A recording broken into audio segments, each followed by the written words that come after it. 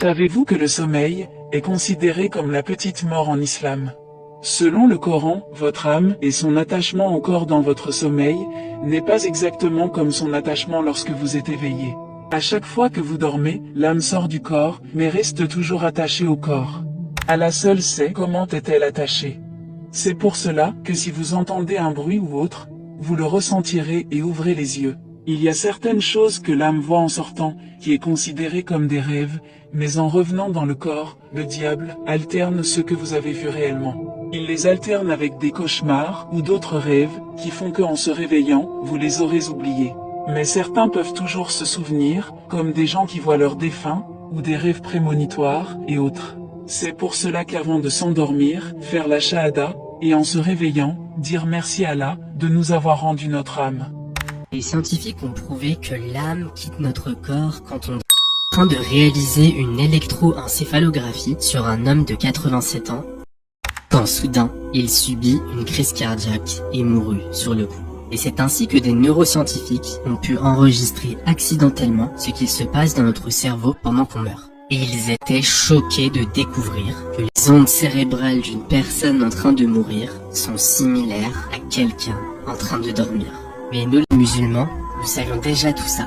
Tu crois que tu te réveilles parce que ton réveil a sonné. Ce verset t'explique que si tu ouvres encore les yeux, c'est qu'Allah a décidé de te redonner ton âme. Chaque nuit, tu confies ton âme sans t'en rendre compte. Et chaque matin, c'est un miracle silencieux si elle te revient. Le prophète Mohammed sallallahu alayhi wa sallam a dit: le sommeil est le frère de la mort et les gens du paradis ne dorment pas.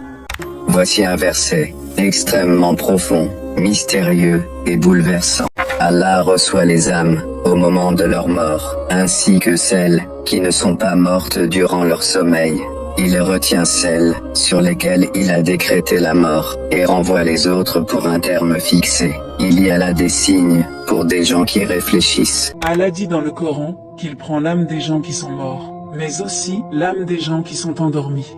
Et si vous n'êtes pas destiné à mourir dans votre sommeil, Allah remettra votre âme dans son corps, mais si vous êtes destiné à mourir en dormant, Allah ne la remettra pas.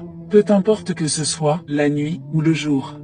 Les savants les plus profonds ont médité sur ces mots, parce qu'ils parlent d'un moment que tout le monde vit, mais que presque personne ne réalise. La nuit, ton âme est déjà entre ses mains. Selon Ibn Kathir, Allah prend les âmes de ceux qui meurent et celles de ceux qui dorment. Mais pour ceux qui dorment, il décide, soit il les retient, soit il les renvoie pour continuer leur vie. D'après Al-Qurtubi, c'est une preuve que le sommeil est une forme légère de mort. L'âme s'éloigne sans se rompre complètement du corps. Elle est entre les mains d'Allah. Il ajoute: chaque nuit, tu t'endors sans savoir si ton âme te sera rendue ou retenue. Ibn al-Qayyim nous dit: ce verset montre que l'âme ne nous appartient pas. Même dans notre sommeil, elle quitte notre contrôle. Allah la visite, la juge, décide. Et parfois, sans prévenir, il la garde. Chaque nuit, tu poses ta tête sur un oreiller, tu fermes les yeux, et tu ne sais pas si tu vas te réveiller.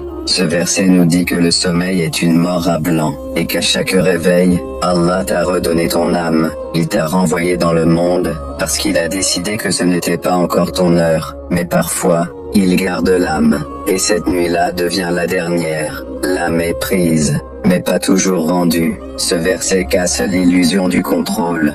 Tu peux avoir des projets, une santé parfaite, une vie pleine, et pourtant, c'est dans ton sommeil, dans ce moment d'inconscience totale, qu'Allah décide: je la retiens, ou je la rends. Subhanallah, ce verset est si bouleversant, parce qu'il te rappelle la fragilité absolue de ta vie. Tu ne meurs pas seulement à l'hôpital ou sur une route, tu peux mourir dans ton lit, paisiblement, sans bruit, pendant que tes proches dorment. Ce n'est pas le réveil qui te réveille, c'est la permission divine de continuer à vivre. Et ce verset, tu l'as vécu, tu as dormi, et Allah t'a choisi pour vivre un jour de plus. Ce verset, c'est une vérité qu'on oublie tous les jours. Tu es entre les mains d'Allah, même quand tu dors. Et si ce soir tu es là, en train de regarder cette vidéo, c'est que ton âme t'a été rendue, pas par automatisme, pas par chance, mais parce qu'il l'a voulu.